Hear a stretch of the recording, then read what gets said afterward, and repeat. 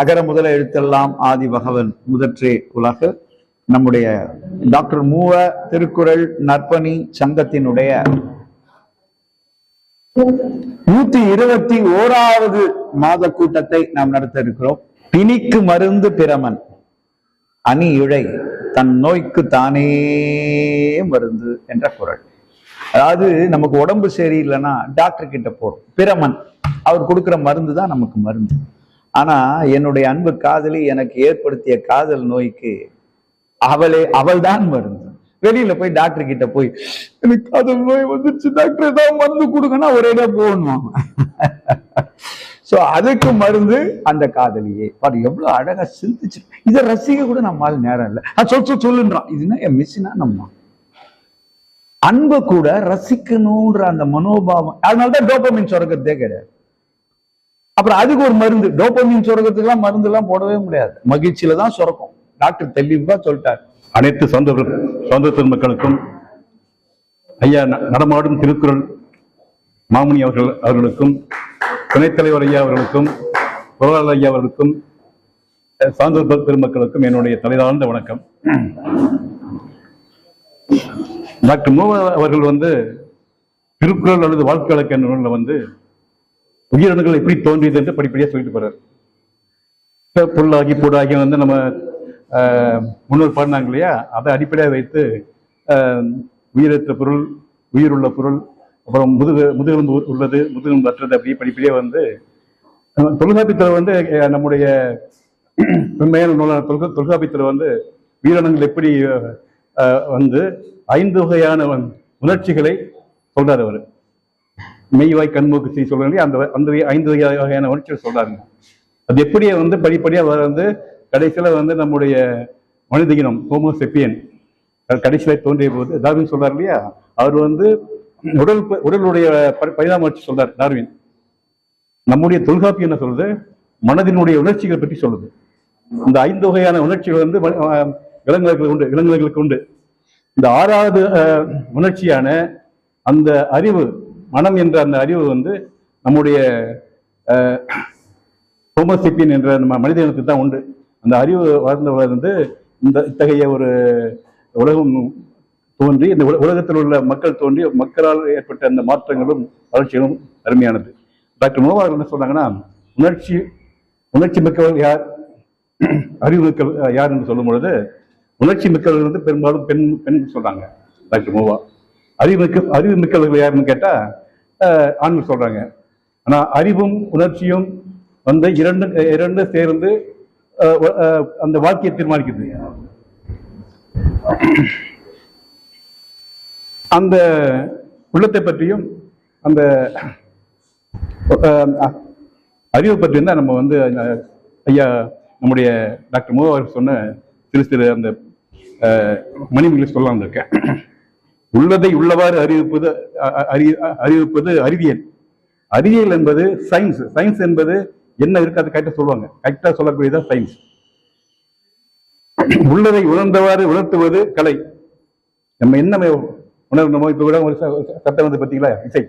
அந்த இசையை நம்ம ஒரு பறவை கேட்டது இல்லையா, அது மாதிரி அந்த அந்த அந்த உணர்ச்சியை சொல்வதுதான் கலை. கருவிகளால் அளந்து வரையறுத்துக் கொள்வது அறிவியல். ஒரு அறிவியலுடைய உண்மையையும் அதனுடைய தன்மையை சொல்வது அதனுடைய அளவுகோல். ஆனால் அளவுகளை பற்றி கவலைப்படாமல் உணர்ச்சியால் வாரி வழங்குவது கலை. அறிவும் ஆராய்ச்சியும் கொண்டு வளர்வது அறிவியல். சயின்ஸ் என்பது எப்படி நம்முடைய முன்னோர் அந்த அறிவியல் அறிஞர்கள் இருக்காங்க இல்லையா, இப்படி அவங்க அறிவியல் கண்டுபிடிச்சாங்கன்னு சொல்வது அது அறிவியல். அது அறிவும் ஆராய்ச்சியும் கொண்டது. உட்கார்ந்துக்கிற ஒருத்தர் அந்த ராத்திரி வருது, இது ஏன் நம்மளாம் என்ன பண்ணுவோம், எடுத்து சாப்பிட்டு போயிட்டே இருப்போம். ஆனா அவர் சிந்திச்சாரு. என்ன சிந்திப்பு, என்ன அது சிறப்பு இருக்கு? புவி ஈர்ப்பு தன்மை பற்றி அவர் சொல்றார். அது மாதிரி இந்த அறிவியலுக்கு அறிவும் வேணும், ஆராய்ச்சியும் வேணும். இதற்கு கலைக்கு என்ன வேணும்? உணர்ச்சியும் கற்பனையும் கொண்டு வளர்வது கலை. உணர்ச்சி வசப்படுவது, கற்பனையை கொண்டு வருவது, அதுதான் கலை. ஊன்றி நின்று நடப்பது போன்றது அறிவியல். அறிவியல் ஆத்தட்டிக்கா சொல்லும். இப்ப டார்வின் கொள்கைக்கு வந்து யாரும் மறுப்பு சொல்ல முடியாது. ஆனா அதுக்கு மறுப்பு சொல்றாங்க யாரு? இந்த கற்பனைவாதிகள். அவர் என்ன சொல்றாரு? டார்வின் என்ன சொல்றாரு? ஒரு சொல்ல அதாவது அமீபால இருந்து பொட்டோசோவா, போரிஃபெரா, அனிலிடா, ஆர்த்தரோபோடா, எல்மெண்ட்ஸ் சொல்லி அப்படி படிப்படியா வந்து கடைசியில எக்கனோடெர்மேட்டா, மொலஸ்கள் முடிச்சுட்டு அதை வந்து முதல் மற்றவை, அப்புறம் வெர்டபிரேட்டா, இது வந்து இன்வெர்டபிரேட்டா, முதல் மற்றவை, அது வந்து படிப்படியா பரிணாமம் போகுது. அதுக்காக வந்து ஒவ்வொரு உயிரினத்துக்குள்ள அஃபினிட்டி தொடர்புல வச்சு கிட்டத்தட்ட நிறைய ஆய்வு செய்தாரு. அது வந்து முறைப்படி வந்து பொய் சொல்ல முடியாது. ஆனா இந்த சமயம் இருக்கு பார்த்தீங்களா, அது ஒரு கலை தான். அது சமயத்துக்கு சமயம் என்பது மதம். மதத்துக்கு வந்து ஒவ்வொரு கதையும் உண்டு, ஒவ்வொரு கற்பனை உண்டு. அதெல்லாம் வந்து நம்ம நிர்வகிக்க முடியாது, இந்த அறிவியல நிர்வகிக்க முடியும். நின்று நடப்பது போன்றது அறிவியல், தாவி பறப்பது போன்றது கலை, கணக்கு போல் எதையும் நுண்மையாக்கி கூறுவது அறிவியல். இந்த அறிவியல் கணக்கு என்பது உங்களுக்கு தெரியும். கணக்குல வந்து நம்முடைய ராமானுஜர் தான் அந்த பரிசு பெற்றார் சொல்லுவாங்க. அந்த கணக்கு வந்து அது நுண்மையை பற்றி அறிவது அறிவியல். சிற்பம், ஓவியம் முதலியான எதற்கும் உருவம் தந்து, அதான் உருவம் கொடுக்க தான் அது கலை. இப்ப நமக்கு வந்து ஒரு சொல்றோம், ஒரு அதான் நம்ம பலரா சொல்றோம் இல்லையா, 5 திருமுறையும் வந்து அவர் வந்து சிறப்பா வந்து சொல்லி 6வது திருமுறை வந்து அத்தனை சமயத்தில் உள்ள அத்தனை கடவுள் சொல்லக்கூடிய அத்தனை பேருமே வந்து என்ன சொல்றாரு அவரு? தத்துவ பதுமைகள், தத்துவ பிண்டங்கள் சொல்றார். இதுல 6வது திருமுறை சொல்றார். அதுதான் உண்மை. அந்த தத்துவ பிண்டங்கள் வந்து அது அந்தந்த காலத்துக்கு தோண்டி போயின, அது வந்து கூடாதுன்னு சொல்லிட்டு இவர் வந்து அந்த உருவமற்ற வழிபாடாக கொண்டு வந்தார். உலகம் முழுக்க கொண்டு வந்து, நாடு முழுக்க கொண்டு வந்து அந்த பசி தீர்ப்பதற்காக அந்த ஒரு பசியற்ற ஒரு அந்த சமையலை உருவாக்கி, சமையல் கலையை உருவாக்கி இதுவரைக்கும் அது வந்து அணையாம இருக்கு. கணக்கு போல் எதையும் நுண்மையாக்கி கூறுவது அறிவியல். சிற்பம், ஓவியம் முதலிய போல் எதற்கும் உருவம் தந்து உணர்த்துவது கலை. பருப்பொருளையை விளக்குவதற்கும் நுண்மையை நாடுவது அறிவியல். இந்த அறிவியல் என்பது பருப்பொருளை நாடோ அந்த சிறு சிறு அந்த அணு கடைசி வரைக்கும் போகுது இல்லையா, அதையும் நம்ம சிந்திக்கும். உலகம் வந்து எப்படி அண்டம், பேரண்டம், கேலக்சி, மில்கிவே அப்படியே போயிட்டு இருக்கு இல்லையா. இதுதானே அவையா சொன்னாங்க, பயங்கொல்லி மண்டலம் சொன்னாங்க. இந்த மண்டலம் வந்து அந்த எல்லாமே வந்து விரிந்து போயிட்டே இருக்கு. அது அப்படிப்பட்ட ஆய்வு செய்வாங்க. அணு தயாரித்து உலகையே அழிக்கக்கூடிய அந்த ஒரு அறிவியல் தொழிலையும் செய்வாங்க. அதுதான் வந்து அறிவு, அதான் சயின்ஸ். நுண்பொருளாகிய கருத்துக்களுக்கும் உருவம் தந்து விளக்குவது கலை. அது நுண்பொருளா இருக்கிற பொருள் வந்து பூக்கியத்தூள், ராகியம் அப்படி சொல்றாங்க இல்லையா, அது வந்து ஒரு கலை, அவ்வளவுதான். இந்த கலையா எடுத்துக்கணும். அதை நம்பி நம்ம வந்து எல்லாத்துக்கும் அதுதான் பெருசுன்னு சொன்னோம்னா வாழ்க்கை சிறக்காது. மனம் பற்றற்று நின்று எந்த பொருளையும் ஆராய்ந்து விளக்குவது அறிவியல். ஒரு அறிவியல் சோதனை செய்யும் பொழுது நம்ம அதை வந்து எந்த விதமான பற்று நம்ம மனசு இருக்காது. கரெக்டா ஆய்வு செய்வோம். HCl இருக்கா, ஹைட்ரோகுளோரிக் எப்படி கண்டுபிடிக்கிறது? HCl வந்து இதை சீல் ஊத்துனா பப்ளிங் வரும், குளோரின் வரும் அப்படின்னு சொல்லுவாங்க நமக்கு சயின்ஸ் படிக்கும் போது. அது வந்து பற்றற்று செய்யக்கூடிய ஒரு முயற்சி. அது மனம் பற்றற்று நின்று எந்த பொருளையும் ஆராய்ந்து கூறுவது அறிவியல். ஒரு பொருளில் விருப்பு அல்லது வெறுப்பு கொண்டு மனம் ஈடுபட்டு உணர்த்துவது கலை. ஒரு பொருளை வந்து விருப்பு அல்லது வெறுப்பு கொண்டு மனம் ஈடுபட்டு உணர்த்துவது கலை. அதான் அந்தந்த அவங்களுக்கு தகுந்த மாதிரி அவங்க அந்த கலை அந்தந்த தகுதி அவங்க எடுத்துக்கணும், அவ்வளவுதான். மனித உடம்பே ஆயினும் மனமே ஆயினும் பற்றற்ற நிலையில் நின்று அவற்றை ஆராய்ந்து விளக்குவது அறிவியல். எந்த அறிவியல் இதையும் வந்து அதை பற்றி வைக்கக்கூடாது. இது வந்து எனக்கு உள்ளது, என் சமயத்துக்கு உள்ளது, என்னுடைய மொழிக்கு உள்ளது, என்னுடைய நாட்டுக்கு உள்ளது சொல்லக்கூடாது. அது மனித இனத்துக்கு உள்ளது.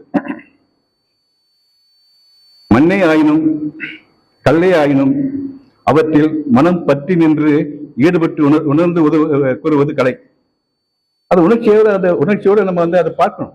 இந்த உணர்ச்சி இல்லாட்டா அறிவு பயன்படாது, அறிவு இல்லாட்டா உணர்ச்சி பயன்படாது.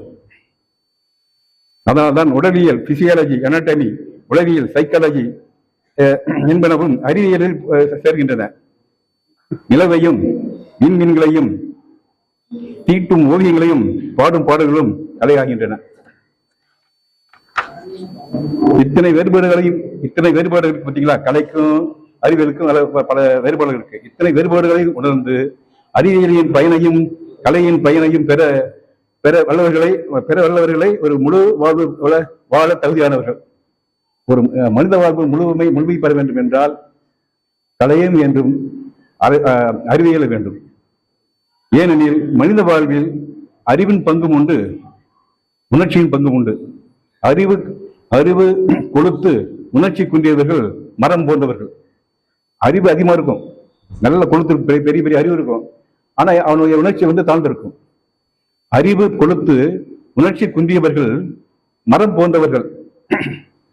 அறிவு குன்றி உணர்ச்சி மிகுந்தவர்கள் விலங்கு போன்றவர்கள். அறிவனுக்கு கொஞ்சம் கிடையாது, ஆனா உணர்ச்சி கத்துவானுங்க, கத்துவானுங்க, ஆட்சி மாற்றத்தை கொண்டு வருவாங்க. ஆனா அறிவு குன்றி உணர்ச்சி மிகுந்தவர்கள் விலங்கு போன்றவர்கள்.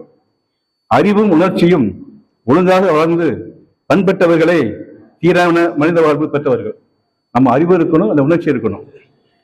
அதுக்கு வள்ளுவர் சொல்றாங்க, அறம்போலும் கூர்மை ஆயினும் மரம் போல்வர் மக்கள் பண்பு இல்லாதவர்.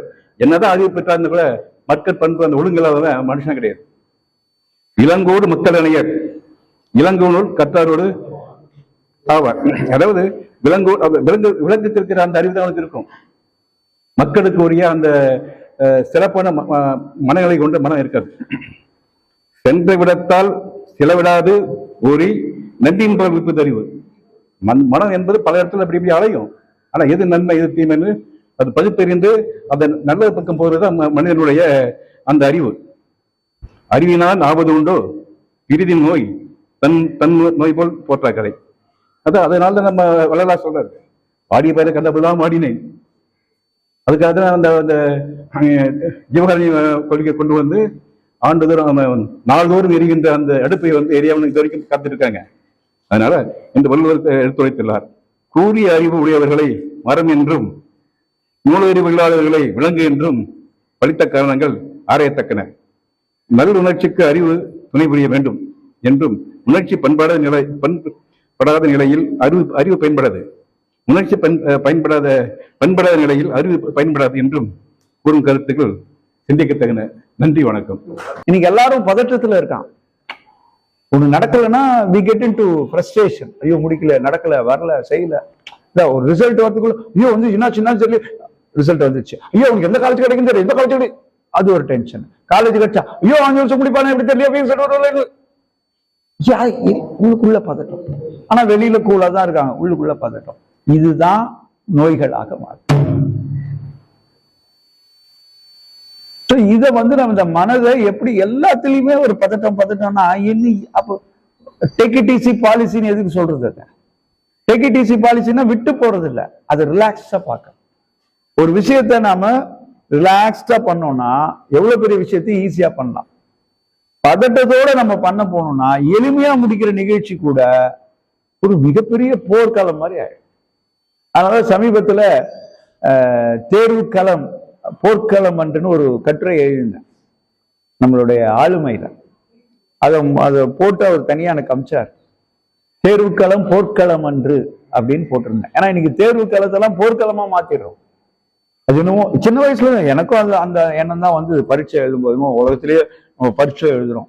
அது ஒரு மாயை, அது ஒரு சந்தோஷமான, அதுக்கெல்லாம் பயப்படணும்னு அவசியம் இல்லை. அந்த உணர்வு நிலையை இன்னைக்கு நான் சொல்றேன், நம்ம நாட்டுல சைக்காலஜியை அப்ளை பண்றதே கிடையாது. ஏன்னா நமக்கு மைண்ட் செட்ல என்ன பண்ணிட்டாங்கன்னா, இதுன்னா இது பண்ணு, இதுன்னா அதை கும்பிடு, அதுன்னா இந்த மாதிரி இன்ஜெக்ட் பண்ணி நமக்குள்ள என்னன்னா நம்மளுடைய சொந்த அறிவையும் திறனையும் நம்ம யோசிச்சு பார்க்கிற அறிவையை நம்ம மழுங்கு அடிச்சுட்டாங்க. இது ஒரு மூளைச்சலவை. இந்த மூளைச்சலவையினால சிந்திக்கிற அந்த நம்ம கிட்ட ஒரு இயற்கையா சிந்திக்கிற திறன் ஒவ்வொரு மனிதனுக்கும் இருக்கு. அது அப்படியே ஒயர் கன்சீல் பண்ண மாதிரி கன்சீல் பண்ணிட்டான். அதனால மக்களுக்கு தான் யாருன்ற அந்த தன்னோட வேல்யூ என்ன, என் வேல்யூ என்ன தெரியாது. வந்தேன், ஏதோ வாழ்ந்தேன், படிச்சேன், கல்யாணம் பண்ணேன், புள்ள குட்டி பார்த்தேன், சந்தோஷமா இருந்தேன், வாழ்க்கை முடிஞ்சு போச்சு, போயிட்டேன், அவ்வளவுதான், கடமையை செஞ்சுட்டேன். நம்ம எல்லாருமே அப்படிதான் வாழ்ந்துட்டு. அதுல இருந்து மீளணும்னா உளவியலை அறியணும். உளவியல் அறியறது தான் பெரிய வாழ்க்கை. அதுக்குதான் இந்த மாதிரியான டாக்டர் மூவா மாதிரி வாழ்வியலை உணர்ந்து கொண்டு எழுதிய உளவியலாளர். அவங்க வாழ்க்கையை புரிஞ்சுக்கிட்டாங்க. உளவியலை சொல்றாங்க. நீங்க இன்னைக்கு யூடியூப்ல எடுங்க, எத்தனை விதமான விஷயங்களை போடுறான். அவன் என்ன போறதெல்லாம் கரெக்டா? இத படி பாரு உனக்கு நல்லா ஆகுதுன்றான். நீங்க அதை எடுத்து படிக்கிறீங்க. 30ஆம் தேதிக்குள்ள ஒரு செய்தி வருதுன்றான், எடுத்து படிக்கிறீங்க. இது படிக்காம போனா மண்டை வச்சிருன்றான், அதுக்கும் படிக்கிறீங்க. இது 10 பேருக்கு பகிர்ந்து பாரு, நீ பாரு பணக்காரன் ஆகிறான்றான், 10 பேருக்கு இவன் பகர்றான். அது என்கிட்ட பகிர்ந்து ஒருத்தர் பேர் சொன்னா நீங்க சிரிப்பீங்க. ஒரு மிகப்பெரிய அதிகாரி பகிர்ந்தார். இது ஒரு 10 பேருக்கு நீங்க அமிச்சீங்கன்னா இன்னைக்கே கோடீஸ்வரன் அமிச்சார். எனக்கு பார்த்தோன்னே ரொம்ப அது இந்த மனுஷன் கூட இப்படி ஆயிட்டானா, நீ கூடவா பாலகுமாரா? அந்த பாலகுமார் நினைச்சிட போறீங்க. நான் சொல்றது அது இவரோட இது. அது அமிச்சிட்டான். என்னடா படிச்ச மனுஷன், ஒரு 10 பேருக்கு அமிச்சா உடனே நடக்கும், உடனே போவோம், இந்த சாமி படத்தை உடனே அனுப்பு, இதை அனுப்பிட்டீங்கன்னா நல்லது, அனுப்புலாம் ஒரு வாரத்துல வீட்டுல சாவுன்னு எழுதுறான். இப்படி எல்லாம் ஒரு பக்தியை முரட்டா வளர்க்கணுமா? இதெல்லாம் நம்ம கோயில்ல போவேன், பாபா கோயில்ல முன்னால போகும்போது இதை கொடுப்பான். இது எழுதி 10 நாள் அமிச்ச ஜோதிமணிக்கு வந்து சரி இருக்கிறாரா ஜோதிமணிக்கு நான் ஒரு பிரம்மாண்டமான லாட்டரி விழுந்து அவர் பெரிய பெரிய இதாயிட்டாரு. ஆனா இதை புறக்கணிச்சு கிழிச்சு போட்ட ஜாதிமணிக்கு வேற ஒரு பேர், அவருக்கு வந்து ஒரே வாரத்துல ஒரு ஸ்ட்ரோக் வந்து செத்து போட்டாருன்னு எழுதான். நான் என்ன பண்ண தெரியுமா, என்கிட்ட குடுத்துட்டு அவன் போயிட்டான். இங்க வான்னு கூப்பிட்டேன், கத்தி பேருக்கு என்ன பக்தின்னா இது ஒரு பக்தியா? மிரட்டுற நீ சார், இவ்வளவு பேர் வாங்கிட்டு போனான், இதெல்லாம் வேணாம். இங்க வரவங்க எல்லாம் முட்டாள் நினைச்சியா? இந்த மாதிரி கொடுக்குறிய சாமியை கும்பிட தானே போறாங்க, நம்பிக்கையோட தானே போறாங்க. இதை செஞ்சா கிடைக்கும், அது செய்யலாம் கிடைக்காதுன்னா பேர் சாமி இல்லையா? சார் இந்த தத்துவம் எல்லாம் என்கிட்ட வேணாம், இந்த பாரு இந்த தத்துவம் வேணான்னு இல்லை, இந்த மாதிரி நீ கொடுத்தீங்கன்னா நான் உன்னை போய் பண்ணுங்கன்றான் அவன். அப்ப கோயிலே கொடுக்க சொல்லிச்சா என்னன்னு தெரியல. அப்ப நான் புரிஞ்சுக்கினேன், சரி இவனுக்கு ஏதோ ஒரு பேக்ரவுண்ட் இருக்கு. நான் உள்ள போயிட்டேன். நான் கண்ணதுல கீழ்ச்சி அப்படி போட்டேன். எனக்கு கீழ்ச்சி போட்டா ஆகும்னு சொன்னேன்ல, நான் கீழ்ச்சி போட்டு 6 வருஷம் ஆகுது. இல்ல அவன் அதுலயும் போட்டிருந்தான், நல்ல எண்ணவங்க அப்படின்னு இருப்பாங்க, அது உனக்கு ஞாபகம் விட்டுவாங்கன்னா.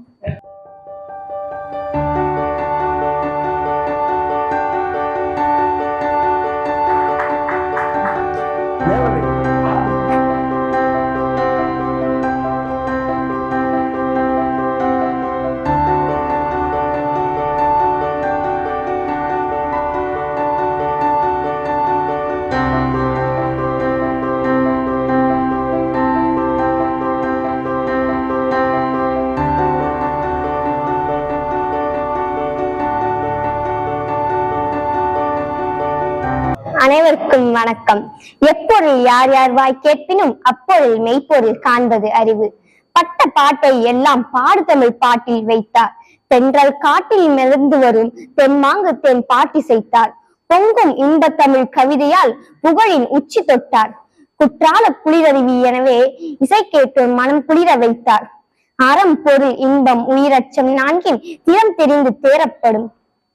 தன்னிகரில்லா தமிழ் தாய்க்கு தரணியின் காவிய புகழ் சேர்த்தார். செட்டி திருநாட்டின் செல்ல பிள்ளை பணிவுடையன் இன்சொலன் ஆதல் ஒருவருக்கு அணி அல்ல மற்ற பிற. மலர்ந்தும் மலராத தேன் சுவை பாட்டினை தென்றல் காற்றில் மிதக்க விட்டார். திசையிட்டும் நின் பாட்டொலி கேட்டு உலாவி வரும் தென்றல் காற்றும் தயங்கி நின்று மயங்கி போகும். மழலை செல்வம் முறங்கி போகும், மண்ணும் விண்ணும் மயங்கி போகும். உனக்கும் எனக்கும் காதோடு பிறந்த உறவு, காற்று வழியாக காலம் தந்த வரவு. ஞானம் கருதி கைகூடும் காலம் கருதி இடத்தார் செயல் பிள்ளை பிராயம் முதல் உடன் வந்து உறவாடி இன்று வரை நேரவில்லை நம்மிடையே பிரிவு. அழகு கூடி மெருகூட்டி ஆஹா தமிழ் சொற்களுக்கு மேல் உங்களுக்கு தான் எத்தனை எத்தனை பரிவு. தேனாக வரிகள் வந்து காதில் விழுகையில் மனமது கொள்ளும் வானம் வரை விரிவு. சொக்கி சொக்கி சொக்கி நிற்க வைக்கும், நெஞ்சுருகி போக வைக்கும் பாடல்கள் சொக்கி நிற்கும் நவரசங்களின் செறிவு. வேதங்கள் பிழிந்தெடுத்து சித்தாந்தம் சாரெடுத்து தத்துவமா மருத்துவமும் தித்திக்க தான் தந்த நீயே முற்றிய ஆன்மீக அறிவு. இசையால் வாழ்வில் வண்ணங்கள் நிறையுமாம், மனமது புது எண்ணங்கள் வரையுமாம். கண்ணதாசா உன் மதுரான பாடல்களே அதற்கு திண்ணமான தரவு. தோன்றின் புகழோடு தோன்றுக அஃதிலா தோன்றலின் தோன்றாமை நன்று. நன்றி, வணக்கம். அகர முதல் எழுத்தெல்லாம் ஆதி பகவான் முதற்றே உலகு. ஒவ்வொரு வாரமும் திருவிக்கா இந்த மூவாவனுடைய மன்றம் ரொம்ப சிறப்பா நடந்துட்டு இருக்கு. இன்னைக்கு தலைப்பு என்னன்னாக்கா கவித்துவமாக கண்ணதாசன் அப்படின்னு இதுக்கு தலைவை கொடுத்துருக்காரு. அது பாப்பா பேசிட்டு போயிட்டு எழுப்பி நான் ஒரு சில கருத்துக்களை சொல்லிட்டு மற்றவங்களுக்கு வாங்கி கொடுத்தேன். காலத்தில் வென்ற கண்ணதாசன் இப்போ ஞானத்தை பற்றிய ஒரு 9 வால்யூம்ல ஒரு வால்யூம் எழுதியிருக்காரு. ஞானம் பிறந்த கதை கண்ணதாசன் எழுதியிருக்காரு. ஞானம் பிறந்த கதை. அது மட்டுமல்ல, இந்த கையெழு பாடல்கள் வரும். அதாவது ரொம்ப இரக்கமான பாடல். அது ஒரு பெரிய நிறைய அதை பற்றி ஒரு சோதனை இருக்கு. பாடுறார், மயக்கமா கலக்கமா மனதிலே குழப்பமா, இதை வச்சு ஒரு அழுது போயிட்டு இருக்கோம். ஆறு மனமே ஆறு இந்த ஆண்டவன் கட்டளை ஆறு. அது ஒரு சிறப்பான பாடல். ரெண்டுமே நம்ம ஒவ்வொரு வரியும் நம்ம எடுத்து பார்த்தோமா அது வாழ்க்கையினுடைய அனுபவத்தை ஒரு ஞான மொழிமா அவர் எழுதியிருக்காரு ரொம்ப சிறப்பா. அதுல பாருங்க, யாரை நம்பி நான் பிறந்தேன் போங்கடா போங்க என் காலம் வெல்லும் வந்த பின்னே வாங்கடா வாங்க. இது அது ஒரு தடுப்புல போவோம். சோதனை மேல் சோதனை போருமடா சாமி, சோதனைதான் வாழ்க்கை என்றால் தாங்காது பூமி. எத்தனை பாடல் மொத்தத்துல பாடல் எவ்வளவு இருக்காருன்னா 5000 பாடலுக்கு மேல எழுதியிருக்காரு. நான் 5 வால்யூம் வாங்கி வச்சிருக்கேன். கண்ணதாசன் பாடல் 5 வால்யூம் வாங்கி வச்சிருக்கேன். அப்படி அது தத்துவத்துக்கு ஒண்ணு சொல்ற பாருங்க, வீடு வரை உறவு நீதி வரை மனைவி காடு வரை பிள்ளை கடைசி வரை. அது எந்த எடுத்தாருன்னா பட்டினத்தார் அவர் எல்லாத்தையும் டச் பண்ணிருக்காரு. கம்பல், பட்டினத்தார், தாய்மானவர் எல்லாரும் எடுத்திருக்காரு. பட்டினத்தார் என்ன சொல்றாருன்னா, அத்தமும் வாழ்வும் மகத்து மட்டு மிதி 50 மெய்தரும் மெய் 50 மைந்தரும் இது மனைவி வீட்டு வரை. அதுக்கப்புறம் பையன் இருக்கான் பாரு, சுடுகாடு வரைக்கும் வர முடியாது, முன்னாடி மேல வர முடியாது. அத்தமும் வாழ்வும் மகத்து மட்டு வெளி 50 மாதரும் வீடு மட்டு இது வெளிவை தலைமையிலும் மைந்தரும் சுடுகாடு மட்டு பற்றி தொடரும் இரு வினை புண்ணிய பாவம். வேதம் நம்ம கூட வர்றதுனா புண்ணியம் பாவம் தான். நல்ல ஒரு அருமையான இந்த மாதிரி ஒரு சிந்தனை கருத்துக்கள்லாம் கொண்டாந்து கொடுத்துருக்காருனாக்கா அதுதான் சத்து குத்திருப்பி. இதுல ரொம்ப ரொம்ப அருமையா துக்கத்தை பத்தி ஒரு 2 எழுத்து சொல்லிட்டு வந்துடுறேன். அதாவது இதுல நம்ம ஆட்டு வித்தால் ஆடொருவர் ஆடாதாரோ கண்ணா. இது நம்ம விவரிச்சிருக்காரு அப்பர் பெருமான். தேவாரத்தில் ஒரு அப்பர் பெருமான் ஆடுவார் சொல்லுவாரு, கும்பிட்டு கூத்து மாடுவார் அப்பர் பெருமானுங்க. அந்த மாதிரி இவர் ரொம்ப அருமையா அதுக்கு ஒரு காலம் கொடுக்குறாரு. துன்பம் அதுக்கப்புறம் பிரச்சனைகளே இல்லாதவர் இருவர் மட்டுமே. ஒருவர் இறந்தவர், இன்னொருவர் பிறக்காதவரே திருப்பி. அப்படி ஒரு அருமை கொடுத்துருக்காரு திருப்பி. இந்த 2-3 மட்டும் சொல்லிட்டு மற்றவர்களுக்கு வாய்ப்பு கொடுத்துறேன். பட்டினத்தார் பாடல்ல இவருக்கு தாயை பற்றி பட்டினத்தார் பாடிருக்கு, அது வேண்டாம். இங்க எடுத்து வச்சுனா மனிதன் நினைப்பதுண்டு வாழ்வு நினைக்கும் என்று கடவுள் நினைப்பதுண்டு பாவம் மனிதன் என்று. இப்படி பாருங்க, இப்படி ஒரு தத்துவமான ஒரு ஒண்ணு. அது மட்டும் இல்ல, இன்னொரு ரொம்ப அருமையா இந்த துக்கத்தை பற்றி சொல்லுவாரு. கையெழு பாடல்கள்ல புறநானூற்றுல 2 பாடல், அது ஒண்ணு மட்டும் சொல்லிட்டு நிறுத்துறேன். கையெழு பாடல் அது எங்க இப்ப சொன்ன அது இருந்து வந்தது. புறநானூற்றுல 112, 113, 14, 15 இன்னும் ஒரு 5-6 பாடல். நட்பு புறநானூற்று இலக்கியத்தில் சொல்லுவார் அவர். பாலும் கபிலரும் பழங்கும் பற்றி பரம்பு மலை பாரி வள்ளல். பாரி வள்ளல்னா முல்லைக்கு தேர் கொடுத்துவேன். திருப்பி முல்லைக்கே தேர் கொடுத்தாங்க இருக்குல்ல. அவர் என்ன சொன்னா 3 வேந்தர்கள் சேர்ந்து அவனை இது பண்ணிடுறாங்க பாரிய. அப்போ பாரி தான் நண்பரா இருந்திருக்காரு. அப்ப அந்த நேரத்துல பாரி நண்பரா இருந்து இட்டுமே கதை திருமணம் பண்ணி வைக்கிறாரு. அப்ப சொல்ற அத்தை திங்கள் அவ்வளவு நிலையில் குன்றம் இருந்தது, தந்தையும் இருந்தார். அப்போ எப்ப சொல்றாரு, ஒரு பருவத்து நன்னு அந்த பாடல்களுக்கு நான் குறிச்சு வந்திருப்பேன். பருவத்து நிலையில இந்த குன்றம் இருக்கு, பரம்பு மலை, அவங்க அப்பா இருக்காரு. ஆனா இந்த நிலையில குன்றமும் இல்லை, அப்பாவும் போயிட்டாரு. எப்படி இருக்கும் அப்ப வாழ்க்கை? அதுதான் தத்துவத்தினுடைய ஒரு கருத்து ஒண்ணு. அதுக்கப்புறம் என்ன பண்ண, பாரிட்டு போய் திருமணம் பண்ணி வைக்கிறாரு, அது ஒரு கதை. திருப்பி அது கையெழுப்பாளர்களை நிறைய அவர் பண்ணியிருக்காரு திருப்பி. அதுக்காக துன்பத்தை பத்தி பாடும்போது ஒன்னையும் சொல்லிட்டு விட்டுறேன். எங்க வந்ததே காணும்.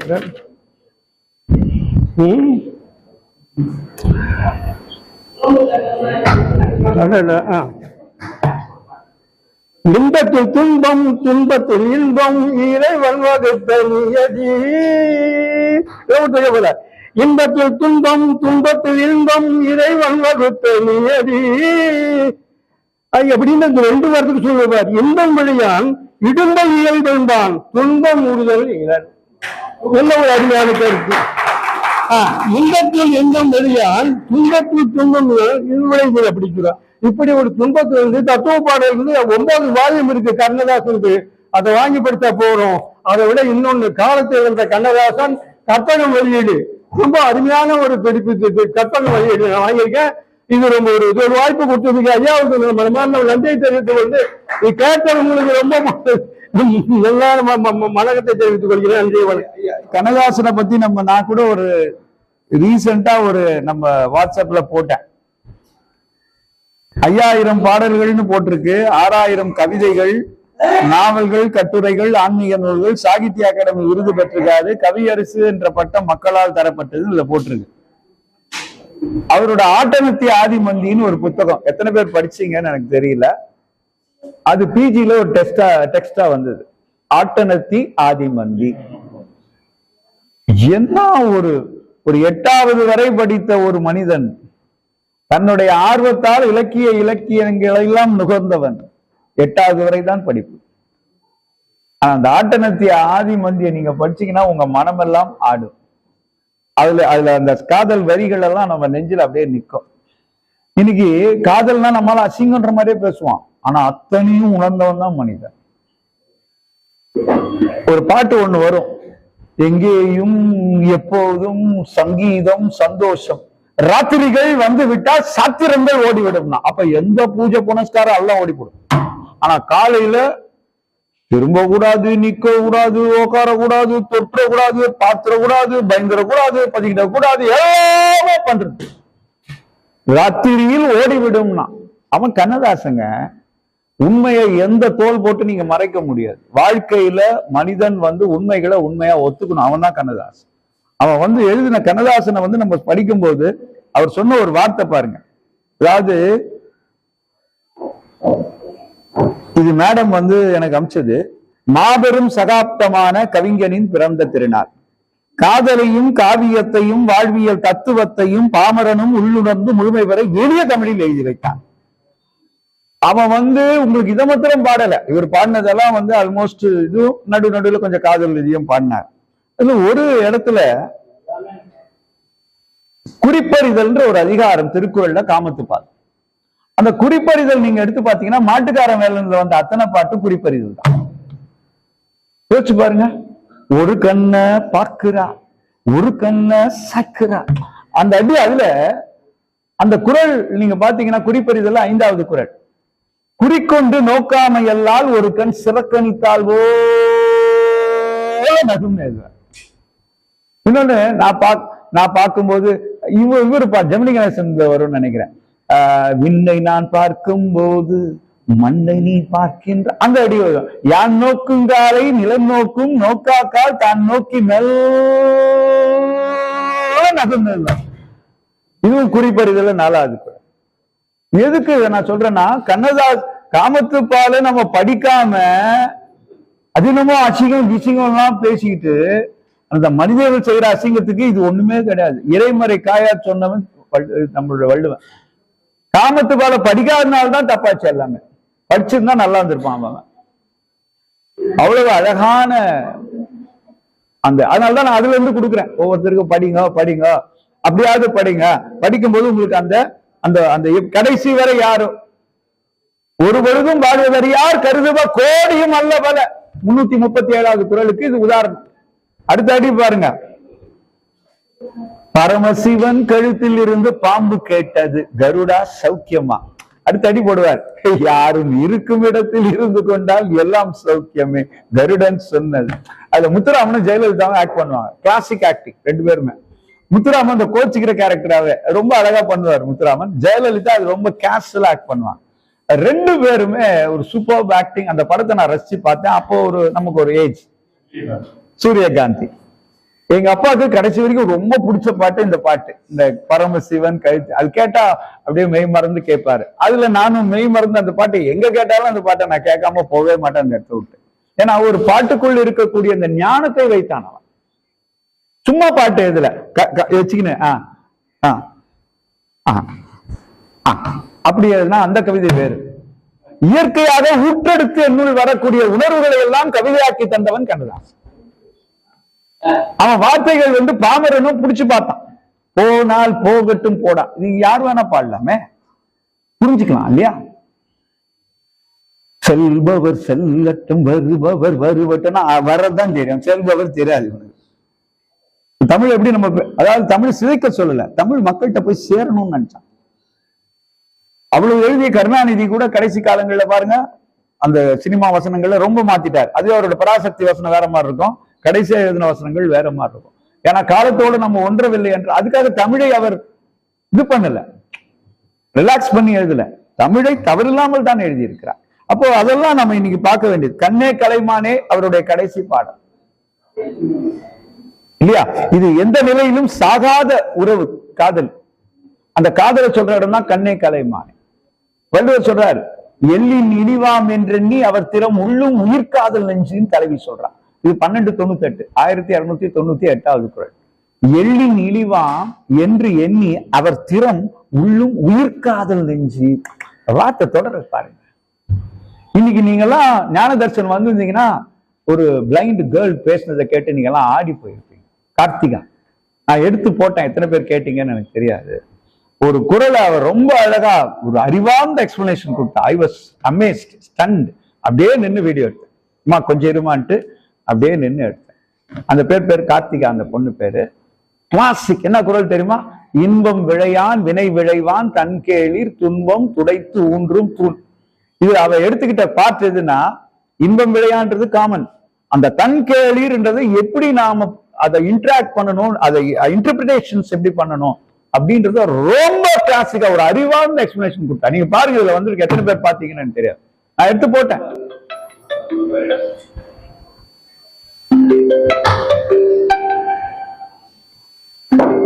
சரி பாரு என்னன்னு கேட்டு அவ்வளவு அழகான எக்ஸ்பிளனேஷன் கார்த்திகா கொடுத்திருந்தான். எனக்கு வந்து இவ்வளவு நாள் நான் போனதுல எனக்கு ரொம்ப மனசு இன்னைக்கு ரொம்ப நிறைவா இருந்தது. பரவாயில்ல, அந்த குழந்தை அவ்வளவு அழகா பேசுச்சேன். அவ வந்து டிகிரி முடிச்சுட்டா, காம்படிஷன் எக்ஸாமுக்காக படிச்சுட்டு இருக்கா அந்த பொண்ணு. ரொம்ப அழகா, ரொம்ப அழகா. அதே மாதிரி சரண்யான்னு ஒரு பொண்ணு. ஏன் இந்த புதுசா ஒரு 7, 8, 10 பேர் வந்திருக்காங்க. அந்த 10 பேருக்கு ஏன் இந்த அரங்கம் பயன்படணும், ஏன் இந்த அரங்கத்துக்கு நம்ம வரணும், இங்க நான் எவ்வளவு பயன்பட்டேன், எத்தனை செமினார் இன்னைக்கு அட்டன் பண்றேன், இதெல்லாம் வந்து இந்த அரங்கத்துல நம்ம பேச பேச நமக்கே கத்துக்கிற ஒரு நாம் நம்ம அளவில் கற்றுக்கொள்ளக்கூடிய ஒரு நுட்பம். ரொம்ப அழகா ப்ரொஜெக்ட் பண்ண. அவ்வளோ எதுக்கு இதெல்லாம்னா, நம்ம யார் யார் தாக்கங்கள் எப்ப ஏற்படும் தெரியாது. நம்ம தொடர்ந்து கேட்டுக்கிட்டே இருக்கும்போது நமக்குள்ள ஒரு தாக்கம், நம்ம பேசும்போது அது வெளிப்படும். எங்க பேசுறோம், எதுக்கு பேசுறோம்ல, அந்த நேரத்துல நம்மளோட நுண்ணறிவு அதை உள்ள பதுக்கி வச்சிருக்கோம், சேமிச்சு வச்சிருக்கோம், டக்குன்னு வெளியே வரும். இதுதான் கேட்கறதோட நன்மை, கூர்ந்து கேட்டலோட நன்மை. அலட்சியமா கேட்டா நம்ம யார் சொன்னாலும் மெய்ப்பொருள் காட்டுறது. இது மாதிரி அரங்கங்கள்ல ஒருத்தர் சொல்லு எந்த யார்கிட்ட இருந்து என்ன சொல் வரும் தெரியாது, நம்ம கூர்ந்து கேட்டுக்கிட்டே இருக்கோம். அப்போ அப்படின்னா நம்மளால கத்துக்க முடியாது. அது அனைவருக்கும் வணக்கம். நோக்கினால் நோக்கி இறைஞ்சினால் அது அவள் யாப்பிலும் அட்டிய நீர். இது அந்த திருக்குறள் 1093 கவிதை. அன்பு வயப்பட்ட ஆரணங்கார் நெஞ்சில் அலைபாயும் எண்ணங்கள் அல்லாடும் கண்கள் இலைமறை காய்மறை என்றெல்லை தாண்டும் நிலை குலைந்த நேயத்தில் நித்திரை கொள்ளாமல் தன்னை மறந்தவளாய் என்னைத்தான் நோக்கினாள் என்னை மறந்திடாதே என்றோ ஏக்கத்தில் மண்ணையும் மின்னையும் மாறி மாறி நோக்கினாள் மாறுபட்ட நோக்கில் மனப்பயிர் நீராடும். தம்பி எழும்போதும் தங்கை எழும்போதும் அன்பால் அரவணைத்து ஆறுதல் தரும்போது தன்னை மிகைப்படுத்தி தாய் போல் உணர்ந்திடுவாள். இன்னும் வளரும் கால் எண்ணம் தடுமாறும். கண்ணில் குறிப்புணர்த்தும் காவியம் கற்றவராய் மண்ணில் பிறந்தோர்க்கு மாற்றம் தரும் கலையை மௌனத்தில் சொல்வதற்கு மோகத்தை மூட்டிடுவாள். மண்கெஞ்சி துஞ்சும் கால் மானமும் நாணமும் மாறி மாறி போட்டியிட்டு மற்றவரை காணவரும். தானேகும் பாதையிலே தன் பாதம் நோகாதாம். வீணாகும் நேரத்தை வென்றிடுவாள் வேகத்தில். ஏனை பல தொழிலை எள்ளி நகையாடி தானம் தருவது போல் தன்னையே முன் தருவாள். நாணம் விழிமூடும் நங்கையோ மூச்செறிவாள். மான பெரிதான மங்கை முகம் கவிழும். ஏனை பல உணர்வும் ஏங்கும். நன்றி, வணக்கம். தலைமை உள்ளிட்ட அத்துணை தமிழ் நெஞ்சங்களுக்கும் எனது இனிய நேர வணக்கம். மிக அற்புதமான இந்த தமிழ்ச் சங்கத்திலே நம்மை எல்லாம் மகிழ்த்துக் கொண்டிருக்கும் மேதகு டாக்டர் தாமோதரனார் அவர்களுக்கு எனது சிறப்பு வணக்கம். மிக அற்புதமான ஒரு திருக்குறள். உண்மையிலேயே அதாவது ஒரு படத்தோட டைலாக் கூட வந்து கண்ணா லட்டு தின்னா ஆசையா அப்படின்ற மாதிரி காதல் அழகா சொல்லியிருந்தாரு. அதனுடைய வரிகள்லாம் ஐயா ரொம்ப உள்வாங்கி சொன்னாரு. எழுதுறதாக நிறைய எழுதலாம் காதலை பத்தி. அது ஐயா அழகா விளக்குனாரு. காதலோ இல்ல காமமோ வந்து அதை எதுவே தப்பா நினைக்கிறீங்க அப்படின்ற மாதிரி அதை இலைமறை காயாக அதை விளக்குனார். ரொம்ப சந்தோஷமா இருந்தது உண்மையிலேயே. ஆகவே அவர் இன்று நமக்காக கொடுத்திருக்கும் அந்த அற்புதமான தலைப்பு திருக்குறள் 1093 காதலை பற்றிய அந்த திருக்குறள். நோக்கினால் நோக்கி இளங்கினால் அஃது அவள் யாப்பினுள் அட்டிய நீர் அப்படின்னு அற்புதமான திருக்குறள் காதலுக்கானது. இதை மேற்கோள் காட்டி நான் எழுதும் கவிதை. காதல், காதலின் கருவூலம் களவு. காதலின் கருவூலம் களவு. இங்கே களவாட தெரியாதோர்க்கு திறக்க முடியாத பூட்டு இந்த காதல். இங்கே களவாட தெரியாதோர்க்கு திறக்க முடியாத பூட்டு இந்த காதல். என்னவளின் எதிர் நின்றேன் காதல் ஏட்டை நான் படித்த முதல் நாள். என்னவளின் எதிர் நின்றேன் காதல் ஏட்டை நான் படித்த முதல் நாள். அவள் என்னை ஏறிட்டும் பார்க்கல, என் எதிரிருந்தும் மறையல. அவள் என்னை ஏறிட்டும் பார்க்கல, எதிரிருந்தும் மறையல. குதிர் அமர்ந்த நெல்லை போல் அவள் புதிர் போட்டே புன்னகைத்தாள். குதிர் அமர்ந்த நெல்லை போல் அவள் புதிர் போட்டே புன்னகைத்தாள். அந்நேரம் என் நெஞ்சு போட்ட கமரல் கேட்டு, அந்நேரம் என் நெஞ்சு போட்ட கமரல் கேட்டு அவள் விழியிரண்டை உயர்த்தி பார்த்தாள். அவள் விழியிரண்டை உயர்த்தி பார்த்தாள். புன்னகைத்த என்னை நோக்கி அவள் கண்ணீரண்டில் களவு செய்தே. புன்னகைத்த என்னை நோக்கி அவள் கண்ணீரண்டில் களவு செய்தே. 12 மாத கதிராய் 12 மாத கதிராய் அவள் தலைகுனிந்தே திளைக்க வைத்தாள். அவள் தலைகுனிந்தே திளைக்க வைத்தாள். அந்நொடி பொழுதில் பாழா போன என் இதயம் தொட்டே, அந்நொடி பொழுதில் பாழா போன என் இதயம் தொட்டே கிழக்கூழாய் நானும் குழம்பி போனேன். கிழக்கூழாய் நானும் குழம்பி போனேன்.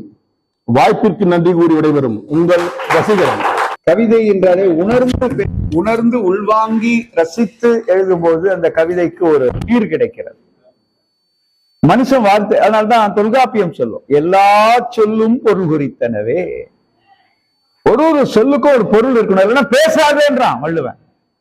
சொல்லுக சொல்லீர் பயனுடைய சொல்லற்க சொல்லீர் பயனிலா சொல் 200. அப்ப இந்த சொல்லுக்கு ஒரு பயன் வேண்டும், இல்லைன்னா வாயை தொடக்கூடாது. அப்ப இங்க காதலன் காதலி 2 பேரும் சும்மா பேசிக்கல. அந்த காதல் வந்து எந்த அப்ளிகேஷன் போட்டாலும் கிடைக்கலன்னா போயிடுவான். இந்த அப்ளிகேஷன் கிடைக்கலன்னா 1G போயிடுவான். சுக்கு நூறா இல்லையா? எல்லா வயசுலயும் ஒரு காதல் உணர்வு இருக்கும். நிறைய பேர் பயத்திலே காதலிக்க மாட்டான். சில பேர் தைரியத்துல காதலிச்சு வேற மாதிரி ஆயிடுவான். காதலிச்சு கை கூட்டினா அது சக்சஸ் இல்ல. நிறைய பேர் காதலிச்சு தோல்வி வரும்போது தான் சக்சஸ். என்னடா புது கணக்காகுதுன்னு நீங்க யோசிக்கலாம். ஏன்னா எல்லா காதலும் சேர்றது இல்ல, சேர்ற காதல்லாம் ஜெயிக்கிறது இல்ல. இது ஒரு தத்துவம். உண்மையா அதுதான். காதல் என்பது ஏதோ ஒரு கிளர்ச்சியால் மட்டும் வருவதல்ல. அந்த நுண் உணர்வாகவே அவர்கள் மாறிவிடுவதால் ஒருவருக்கு ஒருவர் பரிமாறிக்கொள்ளும் ஒரு நம்பிக்கை திறவுகோல் தான் அந்த காதல். உன்னில் நான் என்னில் நான் அது இல்ல, எனக்காக ஒருத்தர் இருக்கிறாங்கன்ற தன்மை. அதனால்தான் பாரதிதாசன் எழுதினான், கண்ணின் கடைப்பார்வை பட்டு விட்டால் மண்ணின் குமரருக்கு மாமலையும் சிறுகடுதான். இது வரைக்கும் அவன் இருட்டுல போகவே போயிடுவான். லவ் பண்ண ஆரம்பிச்ச பிறகு இமயமலைக்கு ஓடுறதுக்கு ரெடி பண்ணுவான். ஏன்னா காதலி முன்னாடி தன்னை ஒரு வீரனா காட்டிக்க. கரெக்டா ராஜா? கரெக்டா தானே சொல்லுகிறீங்க? யோசிச்சு பாருங்களேன், பாரதிதாசனோட அந்த அடிகள் எவ்வளவு ஒரு சிந்திக்கக்கூடிய வரிகள் பாருங்க. ஒரு கோழையை கூட வீரனாக்கும். ஆனா அதுவே தோல்வி வந்துச்சுன்னா அந்த வீரனை கூட கோழையாக்கு.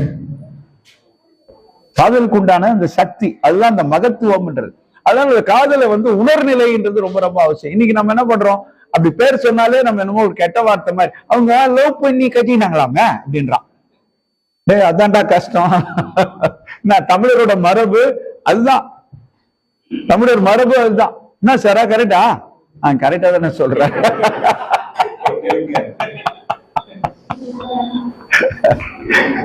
யாரும் எவ்வளவு கஷ்டப்பட்டானோ அவனுதான் தெரியும். நம்ம வாழ்க்கையில ஒரு திறந்த புத்தகம், எதையும் உள்ள வைக்கணும்னு அவசியம் கிடையாது. மனசை திறந்த, இது கண்ணதாசன் சொன்னது, மனதை திறந்த புத்தகமாக வைத்துக்கொள், யார் வேண்டுமானாலும் விமர்சித்துக் கொள்ளட்டும். அதை மூடி மூடி வச்சுனாதான் விமர்சனம் அதிகமாகும். ஆமாண்டா நான் அப்படிதான். திறந்து வை, அவன் பாட்டி போயிட்டே இருப்பான். ஏன்னா விமர்சித்தவன் யாரும் வெற்றி பெற்றதா வரலாறு இல்லை. வெற்றி பெற்றவன் விமர்சனமே வாழ்க்கையா வச்சு வாழ்ந்ததா இல்லை. நெறியாளர் ஐயா உள்ளிட்ட அனைத்து சான்று பெருமக்களை வணங்கி, தலைமையில் விட்ட அனைத்து சான்று பெருமக்களின் பாதங்களை தொட்டு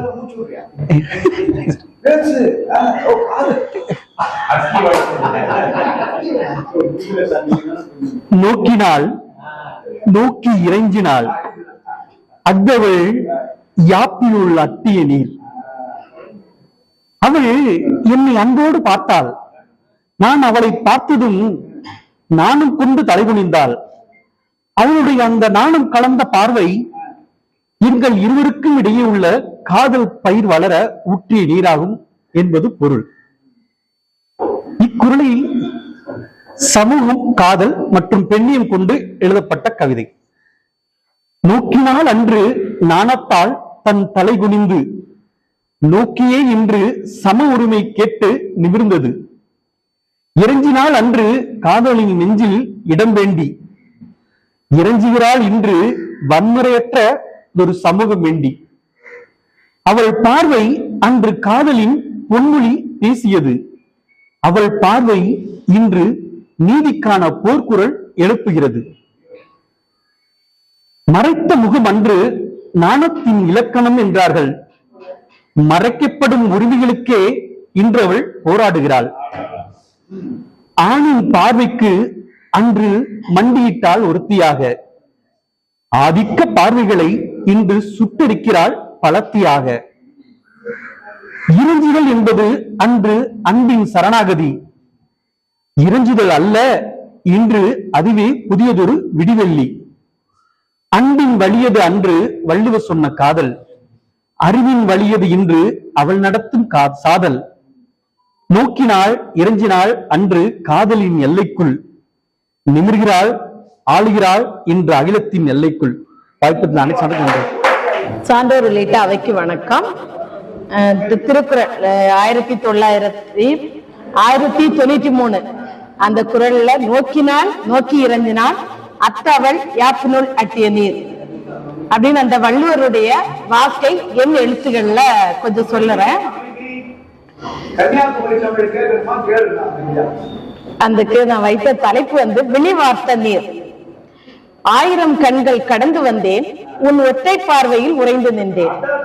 நிமிர்ந்து நீ என்னை நோக்கிய நொடியில் என் நெஞ்சின் துடிப்புகள் நின்றதே வழியில். 100 மௌனங்களால் நெய்யப்பட்ட அந்த அந்தி பொழுதில் திடீரென தீண்டியது உன் விழிமுனை. நேருக்கு நேர் பார்த்த வெளி ரெண்டோ நெருப்பாய் என் மேல் விழுந்ததுவோ. நாணத்தால் தலை கவிழ்ந்தது, விழி தாழ்த்தி நின்றாய் நீ. வாடி கிடந்த என் காதல் பயிர் செழிக்க ரகசியமாய் ஊற்றிய அமிர்த நீர் அன்றோ உன் பார்வை.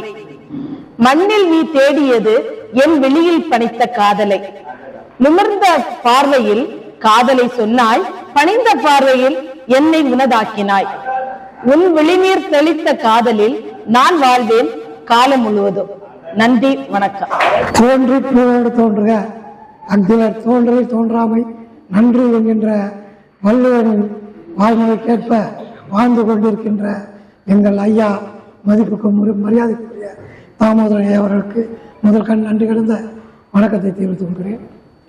ஐயா உதய ஐயா அவர்களுக்கும் சேரன் ஐயா அவர்களுக்கும் என் முன்னே அமர்ந்து கொண்டிருக்கின்ற ஒரு சகோதர சகோதரிகளுக்கு என் முதல் நன்றி கலந்த வணக்கத்தை தெரிவித்துக் கொள்ள கடமைப்பட்டுள்ளேன்.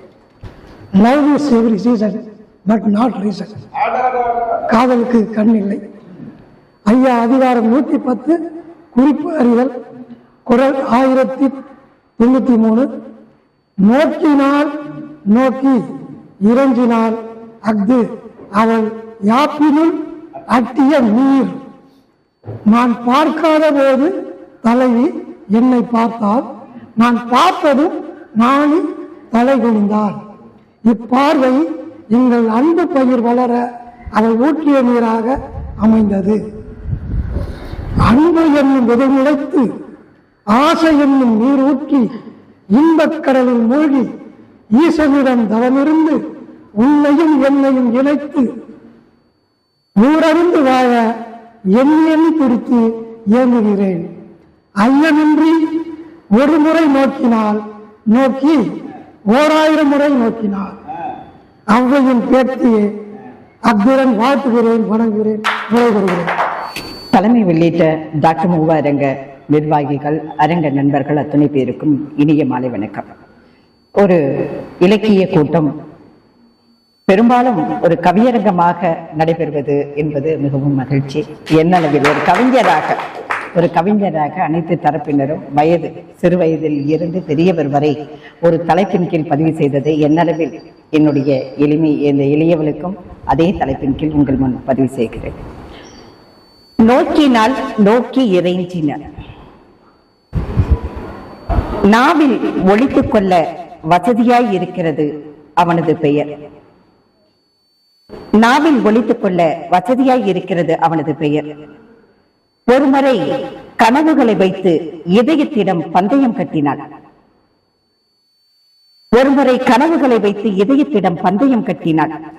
தோற்று போன இதயத்தில் அதற்கு பின்னால் வரவே இல்லை அவன். ஒருமுறை கனவுகளை வைத்து இதயத்திடம் பந்தயம் கட்டினால் தோற்று போன இதயத்தில் அதற்கு பின்னால் வரவே இல்லை அவன்.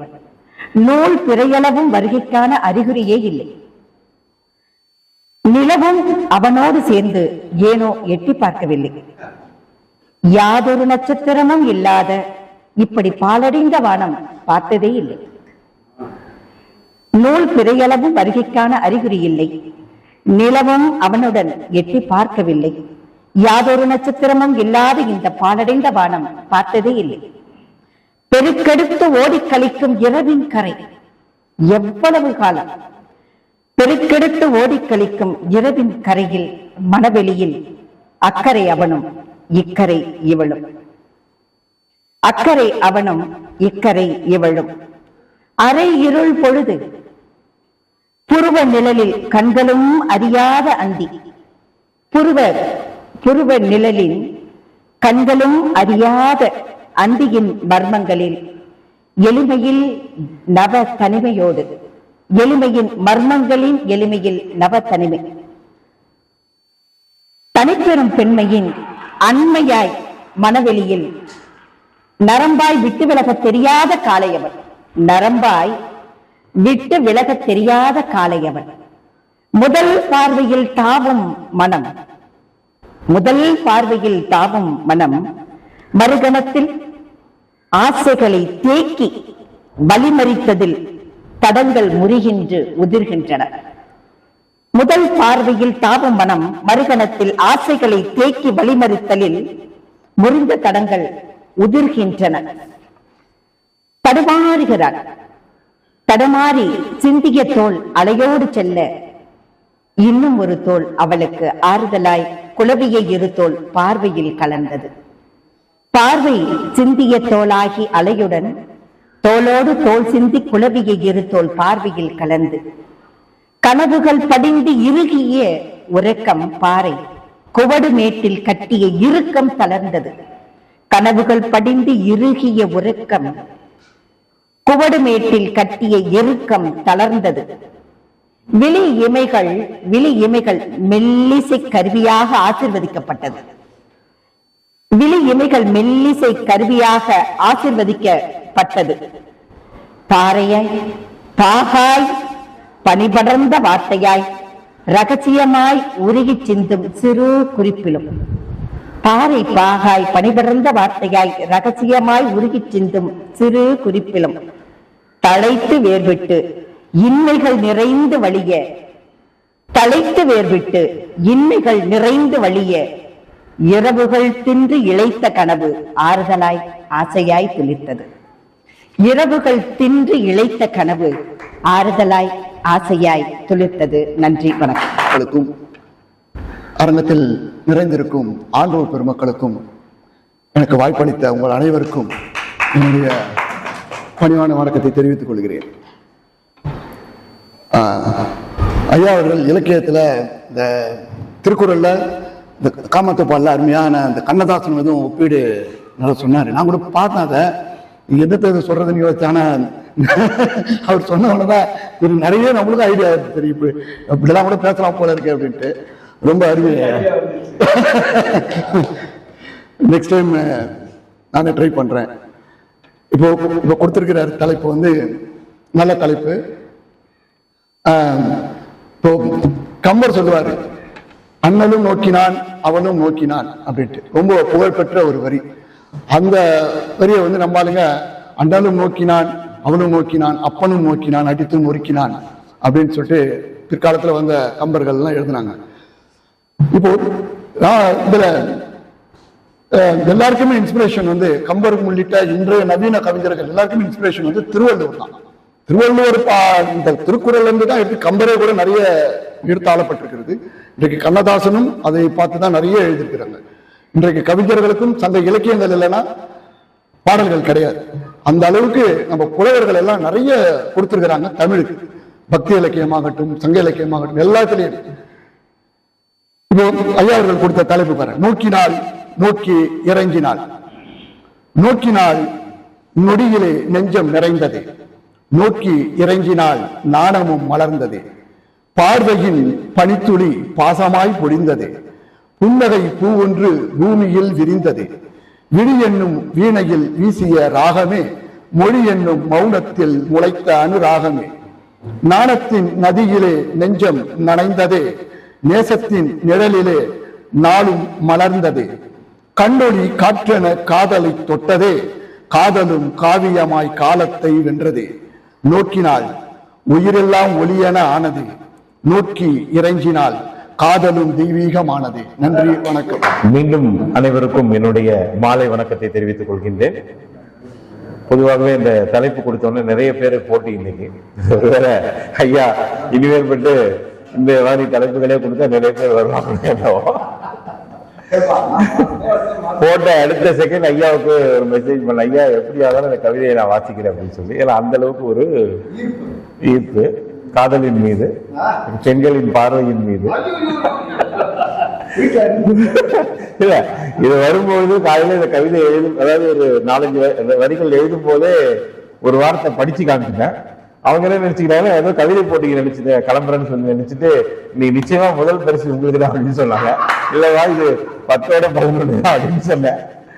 இருந்தாலும் ஜோக்ஸ் அப்பார்ட், உண்மையிலே அருமையான தலைப்பு கொடுத்திருக்கிற ஐயா. கவிதையா நினைத்து அனைவரும் கேட்க வேண்டும் என்று வேண்டிக் கொள்கின்றேன். இரண்டாக பிரியும் இமைகளின் வழியே என் இதயம் 200 முறை துடிக்கிறது. இது அவருடைய பார்வை காதல், இதை கொண்டுதான் மையமாக கவிதை எழுதியிருக்கிறேன். இரண்டாக பிரியும் உன் இமைகளின் வழியே என் இதயம் 200 முறை துடிக்கிறது. பார்க்கத்தான் கண்கள் என நினைத்த வேளையில் ஆண்களை சாய்த்து விடும் சூட்சமத்தை கற்றவள் பெண். பார்க்கத்தான் கண்கள் என நினைத்த வேளையில் ஆண்களை சாய்த்து விடும் சூட்சமத்தை கற்றவள் பெண். ஒட்டுமொத்த உலக அழகையும் ஒளித்து வைத்துள்ளாய் ஒளி நிறைந்த உன் கண்களிலே. ஒட்டுமொத்த உலக அழகையும் ஒளித்து வைத்துள்ளாய் ஒளி நிறைந்த உன் கண்களிலே. வாழ் வழியே வீழ்ந்த மன்னர்கள் இருந்தாலும் வேல் விழியால் வீழ்ந்தோரே அதிகம். வாழ் வழியே வீழ்ந்த மன்னர்கள் இருந்தாலும் வேல் விழியால் வீழ்ந்தோரே அதிகம். அவள் கண்கள் செய்த மாயம் கட்டுப்பட்டது என் கரும்பாறை இதயம். அவள் கண்கள் செய்த மாயம் கட்டுப்பட்டது என் கரும்பாறை இதயம். ஆயுதத்தில் அகிம்சை ஆகச் சிறந்த போதை, அதன் பெயர்தான் பெண்ணின் பார்வை. ஆயுதத்தில் அகிம்சை ஆகச் சிறந்த போதை, அதன் பெயர்தான் பெண்ணின் பார்வை. பார்த்துவிட்டு போவாள் என நினைத்தால் பார்த்தால் எப்படி போவது என ஏங்குகிறது இதயம். பார்த்துவிட்டு போவாள் என நினைத்தால் பார்த்தால் எப்படி போவது என ஏங்குகிறது இதயம். காதலியின் கண்களை கண்டால் காகிதமும் கவிதையாகும், குளிர்ந்த நீரும் கொதிக்கும், வெற்றுக்கல்லும் சிலையாகும், மண்ணும் மலையாகும். கொரோனா காலத்திலும் காதல் தழைத்தது. கொரோனா காலத்திலும் காதல் தழைத்தது. தலைக்கவசம் அல்ல முகக்கவசம் மூலம் என்னை மகிழச் செய்தது அவள் கண்கள் தான். தலைக்கவசம் அல்ல முகக்கவசம் மூலம் என்னை மகிழச் செய்தது அவள் கண்கள் தான். காதலுக்கு கண்ணில்லை என்கிறார்கள் சில பைத்தியக்காரர்கள். காதலுக்கு கண்ணில்லை என்று சொல்கிறார்கள் சில பைத்தியக்காரர்கள். ஒட்டுமொத்த சங்கர நேத்திராலயாவும் இங்குதான் இருக்கிறது. ஒட்டுமொத்த சங்கர நேத்திராலயம் இங்குதான் இருக்கிறது. ஆராய்ச்சியாளர்களுக்கு பிதுங்கியது கண் விழி. காரணம் ஆராய்ச்சியாளர்களுக்கு பிதுங்கியது கண் விழி. காரணம் அமாவாசையிலும் பௌர்ணமியாய் ஒளிர்கிறது அவள் கருவிழி. அமாவாசையிலும் பௌர்ணமியாய் ஒளிர்கிறது அவள் கருவிழி. தாயின் கருணை, மனைவியின் நேசம், சகோதரியின் பாசம், தோழியின் ஆறுதல், மொத்தத்தில் இந்த உலகம் அன்பால் தழைப்பதற்கு காரணம் பெண்களே உங்கள் கண்கள் தான். வாய்ப்பளித்த ஐயா உள்ளிட்ட அத்தனை பேருக்கு நன்றி பாராட்டி விளைவுகிறேன். நன்றி. டாக்டர் மூவ திருக்குறள் நற்பணி சங்கத்தின் 121வது மாத கூட்டத்திற்கு எனது கவிதையை அனுப்புவதில் மகிழ்ச்சி அடைகிறேன். நமது மதிப்பிற்குரிய நெறியாளர் ஐயாவை கவிதையை வாசித்து அருளுமாறு அன்போடு கேட்டுக்கொள்கின்றேன். அதான் அவங்க போட்டிருக்காங்க. அந்த அடி நோக்கினாள் நோக்கி இறைஞ்சினாள் அது அவள் யாப்பினுள் அட்டிய நீர் என்ற அந்த 1093வது குறள். கரெக்டா அவங்க எழுதின வரிகள் நீங்க படிச்சீங்கன்னா நம்ம கொடுத்த வரையறைகள், அதுக்கு மேல அவங்க ஒரு வரி கூட யூஸ் பண்ணவே இல்லை. எப்படி எழுதியிருக்காங்க பாருங்க. காதல் மனம் நிறைக்க காதல் மனம் நிறைக்க கன்னி அவள் நாணுகிறாள். காதல் மனம் நிறைக்க காதல் மனம் நிறைக்க கன்னி அவள் நாணுகிறாள். காதலன் அருகே வர காதலன் அருகே வர கடைக்கண்ணால் நோக்குகிறார். கடைக்கண்ணால் நோக்குகிறார். நெஞ்சம் படபடக்க பட்டர்ஃப்ளை நெஞ்சம் படபடக்க நேரிழை தலை குனிந்தாள். நேரிழை தலை குனிந்தாள். கொஞ்சம் நிமிர்கையில் கோதையவள் நாணுகிறாள். கொஞ்சம் நிமிர்கையில் கோதையவள் நாணுகிறாள். கண்கள் படபடக்க டிக் டிக் கண்கள் படபடக்க காதலில் நிறைந்திருந்தாள். காதலில் நிறைந்திருந்தாள். கனவோ என எண்ணும்படி கன்னி அவள் எதிரில் நின்றாள். கனவோ என்று எண்ணும்படி கன்னி அவள் எதிரில் நின்றாள். வெட்க வண்ணம் பூசி வெகுளியாய் பார்த்து நின்றாள். வெகுளியாய் பார்த்து நின்றாள். பக்கம் வந்திடவே பாவையும் நாணி நின்றாள். பாவையும் நாணி நின்றாள்.